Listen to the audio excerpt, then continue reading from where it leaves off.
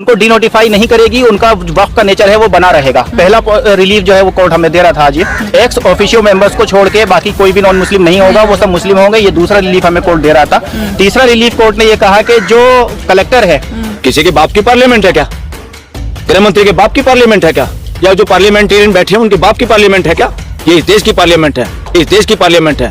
वहाँ संख्या में एक आदमी ज्यादा हो गया, एमएलए एमपी बन गया, एक आदमी ज्यादा हो गया, प्राइम मिनिस्टर बन गया, सीएम बन गया, या एक एमपी ज्यादा हो गया, कानून पास कर लिया, उसका ये मतलब नहीं अब देश को रौंद के चलोगे, अब देश को रौंद के चलोगे। कोर्ट, सुप्रीम कोर्ट को हर काम में इंटरफेयर करने के लिए तो बढ़ाई हमने कि बदमाशी पार्लियामेंट करे, बदमाशी सरकार करे, बदमाशी कोई सीएम पीएम करे, बदमाशी कोई ब्यूरोक्रेसी करे, बदमाशी पुलिस करे। उनकी नकेल भालू की तरह है, नकेल कसने के लिए तो हमारी सुप्रीम कोर्ट और हाई कोर्ट है। सर क्या लग रहा है जो आज सुनवाई हुई है कोर्ट में, उम्मीद है स्टे होगा इस कानून का? बिल्कुल। सुप्रीम कोर्ट तो आज ही डिक्टेट कर रहा था इंटरिम ऑर्डर, इंटरिम रिलीफ जो है सुप्रीम कोर्ट हमें 3 पॉइंट के ऊपर दे रहा है। वो एग्री हो गया है कि ये जो है कानून में कुछ गलत है, ये कॉन्स्टिट्यूशन के भी खिलाफ है और मुसलमानों को ऑप्रेस करने वाला भी है। उसमें 3 पॉइंट जो है वो रेज किए और उन्हीं पॉइंट्स को लेकर के इंटरिम ऑर्डर हमें दे रहा था। कौन से 3 पॉइंट है सर? जी, पहला 3 पॉइंट ये है कि जो भी लैंड है, चाहे वो रजिस्टर्ड हो वक्फ या फिर वक्फ बाय यूजर हो, उनको कोर्ट गवर्नमेंट डिनोटिफाई नहीं करेगी, उनको डिनोटिफाई नहीं करेगी, उनका वक्फ का नेचर है वो बना रहेगा। पहला रिलीफ जो है वो कोर्ट हमें दे रहा था आज ये। दूसरा जो है ये कि जो बोर्ड के अंदर आपने लिखे हैं कि इसके अंदर नॉन मुस्लिम भी जो होंगे मेंबर, एक्स ऑफिशियो मेंबर्स को छोड़ के बाकी कोई भी नॉन मुस्लिम नहीं होगा, वो सब मुस्लिम होंगे। ये दूसरा रिलीफ हमें कोर्ट दे रहा था। तीसरा रिलीफ कोर्ट ने ये कहा कि जो कलेक्टर है, कलेक्टर अपनी कार्यवाही कर सकता है, वो इंस्पेक्शन कर सकता है, लेकिन कोई भी एक्शन करने से पहले, कुछ भी करने से पहले वो हमें कोर्ट में आके हमारी परमिशन लेगा, यानी कि जब तक केस पेंडिंग है सुप्रीम कोर्ट में आके परमिशन लेगा। तो यही चीज मेजर चीजें थी जिससे हम लोग परेशान थे, जिसको हमने कोर्ट में मेजरली चैलेंज किया था। और इन तीनों चीजों के ऊपर कोर्ट जो है वो एग्री है हमें इंटरिम रिलीफ देने पे भी। तो पूरा कानून रद्द होने की गुंजाइश नहीं है आपकी? नहीं, हमने पूरे कानून को तो हमने चैलेंज भी नहीं किया था, हमने पूरे कानून को नहीं चैलेंज किया था। हमने जो कानून के अंदर जो ऐसी चीजें थी जो कॉन्स्टिट्यूशन के खिलाफ थी, जो या ऑपरेसिव थी नेचर में, हमने सिर्फ उन्हीं चीजों को चैलेंज किया था और कोर्ट के सामने हमने सिर्फ उन्हीं चीजों को रखा। और कोर्ट जो है पूरे अच्छे तरीके से मैटर को समझता था, इसकी सेंसिटिविटी को समझता था, और कोर्ट ने बहुत ही विजडम जो है वो दिखाई आज। लेकिन बहुत सारे ऐसे लोग हैं जो लगातार ये भी कह रहे थे कि पूरा कानून ही रद्द होना चाहिए, असंवैधानिक है पूरा कानून। हाँ, कुछ लोग सोचते हैं ऐसा कि पूरा कानून रद्द होना चाहिए। पूरा कानून तब रद्द होता है कि मान लीजिए जो कोर्ट उसमें कानून के अंदर कुछ ऐसी चीजें हैं जो गलत है, जिनको डिलीट करने पे कानून ही अपने आप में खत्म हो जाता है, डिमोलिश हो जाता है। ऐसी सिचुएशन में पूरा कानून को खत्म कर दिया जाता है। लेकिन कुछ चीजों को डिलीट करके कानून फिर भी ऑपरेटिव रह सकता है, काम कर सकता है, तो उस सिचुएशन में कानून को छोड़ दिया जाता है। सरकार सबसे ज्यादा अपनी पीठ थपथपा रही थी कि इसमें जो गैर मुस्लिम लोग हैं उनको भी कमेटी में जगह देकर सबसे ज्यादा अपनी पीठ थपथपा रही थी कि इससे ये और ज्यादा सेक्युलर हो जाएगा। अब उस पर ही सुप्रीम कोर्ट ने सवाल उठा दिए हैं। जी, सुप्रीम कोर्ट ने सवाल उठाया। सुप्रीम कोर्ट ने कहा कि आपके जो हिंदू एंडोमेंट्स एक्ट हैं, आपकी हिंदू चैरिटीज एक्ट हैं, उसके अंदर आपके बोर्ड होते हैं, तो उसमें हिंदू होते हैं, क्या आप उसमें मुसलमान को रखेंगे?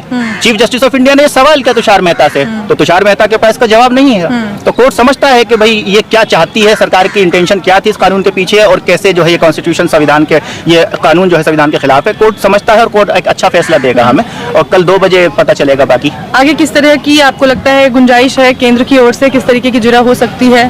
देखिए, वो अपना जो पॉइंट है उसी को सेकुलरिज्म के ऊपर लेकर के आना चाहते हैं कि भाई हमने तो इंक्लूसिविटी के लिए किया है। क्या उस चीज को प्रूव कर पाएंगे? नहीं, बात इंक्लूसिविटी की नहीं है, बात मेरी पर्सनल प्रॉपर्टी की है। ये मेरा घर है, मुझे उसमें किसी को नहीं इंक्लूड करना है। मेरा आर्टिकल 25-26 कहता है कि मेरी प्रॉपर्टी को मैं जो चाहे मैनेज करूं। अब मैं आपकी रसोई को मैनेज करूं कि आप अच्छा खाना नहीं पकाते हैं, मैं आके पकाया करूंगा खाना, तो ये अच्छी बात नहीं है ना। अच्छा बुरा जैसा भी करूंगा मैं ही मैनेज करूंगा ना।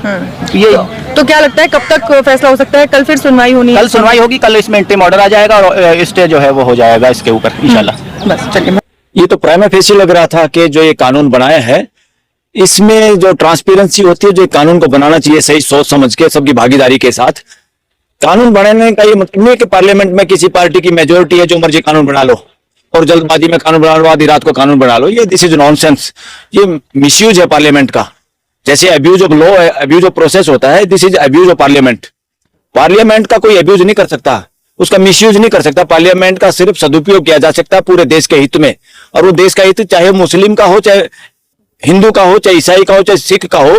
इनके बारे में भी कानून बनाने के वक्त पूरे 142 करोड़ लोगों को ध्यान में रखना जरूरी है, क्योंकि हर कानून, हर फैसला, हर पॉलिसी के बाद फ्रेटर्निटी बढ़नी चाहिए देश के अंदर, भाईचारा बढ़ना चाहिए। किसी के अंदर भी किसी को ये ना लगे कि मेरे साथ नाइंसाफी हुई है। कोर्टों में अब देखिए, ये जो ही पास किया कानून, उससे पहले ही उतावले थे लोग कोर्ट में आने के लिए। तुरंत कितने लोग कोर्ट में आए हैं? इसका मतलब क्या है? इसका मतलब पार्लियामेंट ने बदमाशी की है, सिंपल। और पार्लियामेंट कुछ भी करे, सरकार कुछ भी करे, पॉलिसी कुछ भी बने, आफ्टर ऑल देश की हाई कोर्ट और सुप्रीम कोर्ट, जिनको कॉन्स्टिट्यूशनल कोर्ट कहा जाता है, इनकी जिम्मेदारी है पूरी तरह देखने की कि ये जो काम कर रहे हैं ये संविधान के मूल भावनाओं के हिसाब से काम कर रहे हैं कि नहीं कर रहे हैं, ये न्याय के हिसाब से काम कर रहे हैं कि नहीं कर रहे हैं। इस कानून के साथ अगर मान लो वक्फ प्रॉपर्टी पे कोई काम करना था, वक्फ पे कोई काम करना था, पहले तो अगर या तो जैसे स्पेशल मैरिज एक्ट बना था एक देश के अंदर, स्पेशल मैरिज एक्ट में जो खुद को शामिल करना चाहे करे, छूट है पूरे देश के लोगों की। कोई भी आदमी चाहे वो किसी भी रिलीजन का हो, स्पेशल मैरिज एक्ट के तहत लड़का लड़की जो शादी के काबिल है वो शादी कर सकते हैं, कोई बैन नहीं। फुटपाथ पे मंदिर बने हुए देश के अंदर, आप एक के ऊपर ब्लेम नहीं कर सकते। इस देश को, ये संविधान के हिसाब से चलने वाला देश है, ये मानवता का देश है। ठीक है, यहाँ के लोगों को फ्रीडम है रिलीजन मानने की, मगर सभी रिलीजन को हिसाब भी देना होगा देश की जनता को, 142 करोड़ लोगों को, कि हम जो कुछ कर रहे हैं मानवता के लिए कर रहे हैं, सबकी भलाई के लिए कर रहे हैं। हम आप लोगों के बीच में दरार पैदा करने का कोई काम नहीं कर रहे। ये फ्यूचर में ऐसा कानून बनाने की जरूरत पड़ेगी देश को। सर, कल फिर इस पर सुनवाई होने वाली है। क्या आपको लगता है कि केंद्र जो मुद्दे आज सुप्रीम कोर्ट ने उठाए हैं, जिस आधार पर उन्होंने कहा है कि ये कानूनी और संवैधानिक तौर पे नहीं टिकता है, तो उस पर क्या केंद्र सरकार अपने लिए जिरा रख पेश कर पाएगी सुप्रीम कोर्ट में? देखो, प्राइमा फेसी तो जो ये एक्ट बना है, इसमें जो ऑब्जेक्शन किए हैं, जो लोगों ने पिटीशन फाइल किए हैं, उससे तो मुझे नहीं लगता इतना समय लगना चाहिए किसी कॉन्स्टिट्यूशनल कोर्ट को। आज इंटरिम ऑर्डर दे देना चाहिए था। तो सर क्या मैं एज एन एडवोकेट ही बात कर रहा हूं। मैं ये सोचता हूं अगर बाई चांस मैं जज होता तो इतने दिन से ये मामला चल रहा है, हम सब लोग अखबारों में पढ़ रहे हैं, और जो पिटीशन आते हैं इतने दिन के तजुर्बे में इमीडिएट पता चल जाता है कि कहां कहां गड़बड़ है, कौन कौन से ऐसे पॉइंट है।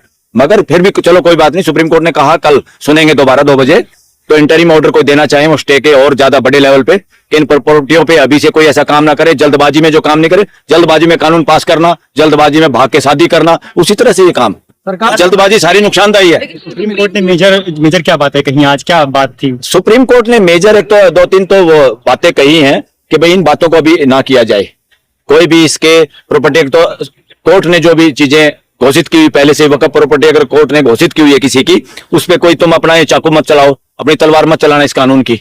और दूसरा, जो जांच कर रहे हैं कलेक्टर, सरकारी कर्मचारी, सरकारी ऑफिसर, अधिकारी, वो जांच कर रहा है, जब तक वो जांच का कुछ नहीं कहे कि उसकी जांच में वो कोई चेंज ना करे, अभी तक कुछ इन बातों पे चेंज ना करे, अभी वो बातें वहीं पर रहेंगी, वो अपनी जांच बेशक जारी रखे, अभी फैसला नहीं ले इस बात पे। और ये सबसे बड़ा धोखा इस देश में कि कलेक्टर या डीसी किसी काम को करते हैं। कलेक्टर और डीसी प्यादा था अंग्रेजी हुकूमत का, गवर्नर जनरल के प्यादे, जैसे मदारी का बंदर होता ना, उनके जरिए इस देश में हुकूमत करते थे। वो ब्रिटिश राज था, वो एक तरह से शासन था देश में। अब ये डेमोक्रेटिक कंट्री है, डेमोक्रेटिक कंट्री में कोई राजा नहीं होता, कोई रूल नहीं होता, सिस्टम होता है, व्यवस्था होती है, मानवीय व्यवस्था, और उसके सेंटर में लोग होते हैं। वहां कोई Raja Rani, governor general, CM PM नहीं होता, पार्लियामेंट भी नहीं होती, सबसे केंद्र में देश के लोग होते हैं। और उस देश के लोगों के लिए जो कानून बनाया जाता है, या जो कानून बनना चाहिए, वो एक बात को ध्यान में रखने के बाद बनाया जाता है, वो है फ्रेटर्निटी, भाईचारा, समाज का इकट्ठा रहना, वो ज्यादा जरूरी है। इसलिए, और कुछ प्रश्न भी उन्होंने पैदा किए हैं कि इनका आंसर भी मुझे कल देना, हमारे को देना, तीनों जजों को। और कल 2 बजे मुझे आई होप कि इंटरिम ऑर्डर भी अच्छा ऑर्डर होगा, क्योंकि आज कोर्ट भी खचाखच भर रही थी और मुश्किल से दरवाजे भी। उम्मीद है स्टे मिल पाएगा आप लोगों को? मुझे उम्मीद है अगर ओपन दिमाग से कोई भी जज सुने तो इतना मुश्किल काम नहीं है। ये दोनों पार्टियां सामने होती है, और मुझे पता है अगर मैं जज की कुर्सी बैठा हूं, कोई और बैठा है वहां, तो 3 आदमी बैठे हैं, उनको सिर्फ पता रहता है दोनों पक्षों की सुन के कि क्या सही है क्या गलत है। ये इतना मुश्किल काम नहीं है जितना मुश्किल काम दिखाई देता है। कई बार वो मुश्किल होता नहीं, वो मुश्किल बनाया जाता है, ये कहना पड़ेगा हमारे को। न्याय करना इतना मुश्किल काम नहीं है, सबसे आसान है न्याय करना। बेईमाना करना मुश्किल काम है, बेईमाने के लिए बहाने बनाने पड़ते हैं, उसमें जो लॉजिक और रीजनिंग आप देंगे वो उसमें गड़बड़ होती है, वो लोगों को हजम नहीं होती। जब न्याय करते हैं तो दोनों पक्ष खुश होते हैं। घर में भी जब हम न्याय करते हैं ना, सारा परिवार ही खुश हो जाता है, सारे मिल जाते हैं। के लिए कानून लाया गया है जो कब्जा हुआ है वक्फ बोर्ड के नाम पर। देखिए, वक्फ बोर्ड पे कब्जा, वक्फ की कौन सी जमीन है, बाई यूजर है, 5 साल तक मुसलमान होना जरूरी है, ये नॉनसेंस बातें हैं। अरे इस देश का कोई भी आदमी, मैं हिंदू हूं, मैं देना चाहता हूं, बताओ। अगर आज मेरी मर्जी है, मुझे लगता है इन मेरे भाई मुसलमानों के पास ये चाहते हैं कोई मस्जिद, और इनके पास जमीन नहीं है और मेरे पास जमीन है, मैं आधा एकड़ या 200 गज 400 गज देना चाहता हूं तो कौन है मुझे रोकने वाला? ये नॉनसेंस है, ये बदमाशी है, गुंडागर्दी ये नहीं चलेगी, ये इस देश में चलेगी नहीं। चलाने की कोशिश है वो वापस हो जाएगी। सरकार की ओर से, नेताओं की ओर से अब तक जो दलीलें दी जा रही थी कि इतने फायदे हैं, ये है वो है, क्या सुप्रीम कोर्ट में भी वही फायदे गिनवाए जाएंगे? और क्या, अरे फायदे भी गिनवाए जाएंगे। और ज्यादातर सरकार की तरफ से बहुत बार कोर्ट के अंदर वकीलों की एक ही ड्यूटी है, कोर्ट की मदद करना, ताकि कोर्ट एविडेंस के आधार पर और कानून के हिसाब से फैसला कर पाए। जो कोर्ट में गुमराह करने की कोशिश करते हैं, असंवैधानिक काम है, वो बदमाशी है, कोई भी वकील करे उसको, और उसकी इजाजत नहीं होनी चाहिए। मगर फिर भी वो तो अपनी तरफ से रखेंगे, उनको पूरी छूट रखनी चाहिए। गृह मंत्री सदन में खड़े हुए कह रहे थे पार्लियामेंट कानून बनाया, पूरे देश को मानना होगा ये कानून। नहीं, किसी के बाप की पार्लियामेंट है क्या? गृह मंत्री के बाप की पार्लियामेंट है क्या? या जो पार्लियामेंटेरियन बैठे हैं उनके बाप की पार्लियामेंट है क्या? ये इस देश की पार्लियामेंट है। पीपल आर सुप्रीम, देश के लोग सुप्रीम है। वहां संख्या में एक आदमी ज्यादा हो गया, एमएलए एमपी बन गया, एक आदमी ज्यादा हो गया, प्राइम मिनिस्टर बन गया, सीएम बन गया, या एक एमपी ज्यादा हो गया, कानून पास कर लिया, उसका ये मतलब नहीं अब देश को रौंद के चलोगे। डेमोक्रेसी नहीं चलता, ये वहां चलता है राजशाही में, तानाशाही में। इस देश में ना राजशाही ना तानाशाही, जिसको हम दफन कर चुके हैं। 1950 में इस देश में संविधान लागू हुआ। संविधान लागू होने के बाद यहाँ मानवता का देश है। ये सभी रिलीजन को अब ये भी सोचना होगा, और देश की युवा पीढ़ी जो जिस रिलीजन से है, कोई दिक्कत नहीं है, सारे रिलीजन हमारे हैं, उनकी अच्छी बातें हम सबको स्वीकार करनी होगी, और मिलजुल के हम सबका ऑडिट करना होगा। रिलीजियस ठेकेदारों का भी, जो इस देश को जैसे पॉलिटिशियन बांटते हैं, बहुत सारे रिलीजियस ठेकेदार भी देश को बांटना चाहते हैं अपनी गद्दियां महफूज करने के लिए। परिवार दर परिवार, मैं मर गया मेरा बेटा, उसके बाद मेरा बेटा, मैं एमएलए हूं तो मैं मर जाऊं जो मेरा बेटा। इसी तरह से रिलीजियस ठिकानों पे भी इस देश के पूरा समाज जहां खिलाफ होता वो हर उसमें है। ये जो हिंदुओं में भी मंदिर है ना, वहां भी पीढ़ी दर पीढ़ी एक मर जाए, उसके बच्चे उसके बच्चे मर जाए, किसी भी मंदिर में उन्हीं के वो पुजारी होते हैं। ये सारा का सारा गलत है, ये अनडेमोक्रेटिक है, अमानवीय है। इसको हर रिलीजन में बदलने की जरूरत है। मेरे को लगता है देश की युवा पीढ़ी, वो किसी भी रिलीजन की हो, वो सारे के सारे साइंटिफिक टेम्पर वाले हैं। वो सही बातों को मानने में एक मिनट नहीं लगाते, और गलत बात में विरोध करना या एक दूसरे के साथ देने में भी मिनट लगाते। देश के युवा, इवन हिंदू, वो भी उन सब गलत बातों के विरोध में है जो वक्फ कानून के अंदर जानबूझ के थोपने की कोशिश है। इसलिए मेजोरिटी रियल हिंदू सब अन्याय के खिलाफ है। तो सर मामला अभी भी 50-50 है, केंद्र के पास पूरा समय है, वो अपनी दलीलें पेश कर सकते हैं। मैं तो ये कह रहा हूं, केंद्र इस देश का समय बर्बाद करने के लिए है क्या? पार्लियामेंट इस देश का समय बर्बाद करने के लिए है। ये पार्लियामेंट के भी इन एमपीओ की तनख्वाह से पैसे काटने चाहिए। इन एमपीओ की तनख्वाह रोक देनी चाहिए कि तुम्हारी तनख्वाह यहां दो। जो देश का पैसा और समय बर्बाद हो रहा है, जहां पे सैकड़ों हजारों केस डिसाइड हो सकते थे, उस समय में तुमने एक ऐसा कानून बना दिया जिसकी वजह से सारे वकील और जज, 3 हो सकता है, 3 के बाद और ज्यादा की कोर्ट बिठानी पड़े, और इतना समय देश का एक ही मुद्दे पे बर्बाद कर रहे हो आप लोग। इन सब की तनख्वाह रोकनी चाहिए। ऐसा समय आएगा, और सुप्रीम कोर्ट को ये सब पावर है। सुप्रीम कोर्ट को फ्यूचर में इस देश के स्पीकर, सभापति, इवन जरूरत पड़े तो पार्लियामेंट को कोई हाईजैक कर ले तो प्राइम मिनिस्टर को भी बर्खास्त कर देना चाहिए। जरूरत पड़े तो किसी सीएम को भी बर्खास्त कर देना चाहिए। क्या सर आपको नहीं लगता कि इसके लिए संवैधानिक बेंच आएगी?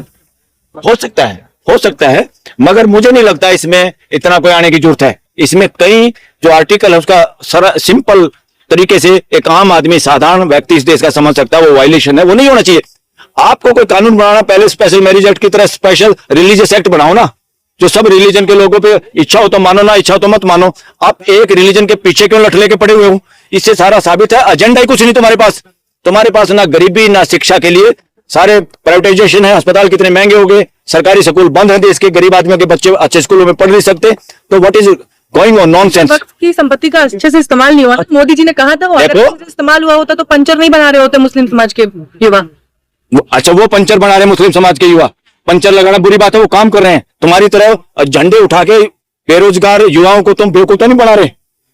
तुम झंडे फहरवा के, नारे लगवा के खुद एमएलए एमपी बन रहे हो, और देश के युवाओं को मिसगाइड कर रहे हो। 10-10 साल तक नारे लगा के, झंडे लगा के जो युवाओं की जिंदगियां बर्बाद हो रही है। ये नौकरी वोकरी नहीं, बेरोजगारी और उनका मेंटल शोषण है। इसको कहेंगे मेंटल शोषण समाज के युवाओं का। कोर्ट को दखल नहीं देना चाहिए सरकार के काम में। कौन कह रहा? विधायिका के काम में सुप्रीम मंत्री कोर्ट, किरण रिजिजू जी, न्यायपालिका को विधायिका के काम में दखल नहीं। किसने कहा? किरण रिजिजू ने। उन्होंने कहा, उन्हें यकीन था कि रद्द नहीं करेगी। इस मामले पे मैं कहूंगा, अगर किरण रिजिजू ने कहा तो वो बेवकूफ है। लॉ मिनिस्टर था, उसके बावजूद उसका कर ली। इसका मतलब डिग्री फर्जी है। हाई कोर्ट और सुप्रीम कोर्ट को हर काम में इंटरफेयर करने के लिए तो बढ़ाई हमने कि बदमाशी पार्लियामेंट करे, बदमाशी सरकार करे, बदमाशी कोई सीएम पीएम करे, बदमाशी कोई ब्यूरोक्रेसी करे, बदमाशी पुलिस करे। उनकी नकेल भालू की तरह है। नकेल कसने के लिए तो हमारी सुप्रीम कोर्ट और हाई कोर्ट है। और क्या हम भी अगर न्यायपालिका के कामों में दखल देने लगे, विधायिका अगर दखल देने लगी तो ठीक नहीं होगा ना? वो कैसे दे सकते हैं? सुप्रीम कोर्ट के फैसले अगर उनको अच्छे ना लगे हो पार्लियामेंट में दोबारा कानून बना लो, मगर वो सुप्रीम कोर्ट की नकल नहीं कर सकते। सुप्रीम कोर्ट उनकी नकल कर सकते, इसीलिए तो सुप्रीम कोर्ट है, न्यायालय बड़ा है इसलिए है। ऐसे अपने आप को राजा या तानाशाह या अपने आप को जन नेता मानने वाले जो लोग हैं, इस तरह की भाषा बोलते हैं ना, इनको एबीसी नहीं पता संविधान की। ये सारे के सारे शासन मानसिकता के लोग हैं, ये डेमोक्रेसी पे कब्जा किए हुए हैं, ये शासन मानसिकता के, मानसिकता इनकी राजशाही की है। डेमोक्रेसी में इस तरह की भाषा कोई किरण रिजिजू जी बोल नहीं सकता, कोई भी। क्या लगता है विपक्ष को बड़ी जीत मिली है जो कानून आया था? इसमें विपक्ष की जीत मत करो, ये संगठन है। नो नो नो नहीं, ये न्याय की जीत है, न्याय की। इसमें क्या विपक्ष और क्या वो, या पक्ष विपक्ष कुछ नहीं है, इस देश के लोगों की और न्याय की जीत है। और न्याय पूरे देश की जीत होती है, न्याय पूरे देश की जीत होती है। एक आदमी को न्याय मिलता है, पूरे देश को न्याय मिलता है। एक आदमी को न्याय मिलता है, पूरे देश के साथ अन्याय होता है। एक रिलीजन के साथ न्याय होता है तो सब रिलीजन के साथ न्याय होता है। एक के साथ अगर अन्याय हो रहा है मुस्लिम समाज के साथ, कोई अपने आप को ये ठेकेदार समझे कि मैं हिंदू और मुसलमानों का इलाज मैंने कर दिया, ऐसे ही तो बेहुदा लोगों को शिक्षित करना है, इनसे तो देश को बचाना। पर आप कह रहे हैं कि न्याय मिल गया है विपक्ष को। अरे न्याय इसलिए मिला, न्याय का मतलब क्या है? संविधान की जो मूल भावना है, आप कैसे कर सकते हो? आप अगर इतने अपने आप को बना रहे हो, हिंदू राष्ट्र के ठेकेदार बनते हो और मेजोरिटी के ठेकेदार हो, मेजोरिटी हम जो मर्जी कानून बना सकते हैं, तो डेमोक्रेसी मेजोरिटी का नाम नहीं होता। डेमोक्रेसी सबकी सुनने का नाम होता है। घर में डेमोक्रेसी क्या होती है? हम सबसे छोटे बच्चे से पूछ के बोलो सब्जी क्या खानी है, हम कोई वोटिंग करते हैं क्या? रोज लठ बसता क्या हमारे घर में? तो डेमोक्रेसी सबकी सुनने की और सच्ची बात को मानने की, चाहे वो छोटा बच्चा कहे, उसका नाम है डेमोक्रेसी। मेजोरिटी के नाम पे कानून बनाना, मेजोरिटी की दुआई देना गुंडागर्दी बदमाशी है। जैसे मेरे पास 5 लठ है, तुम्हारे पास 3 लठ है, इसलिए मैं ताकतशाली। This is nonsense on the part of all such type of leaders and parliamentarians who speak this language.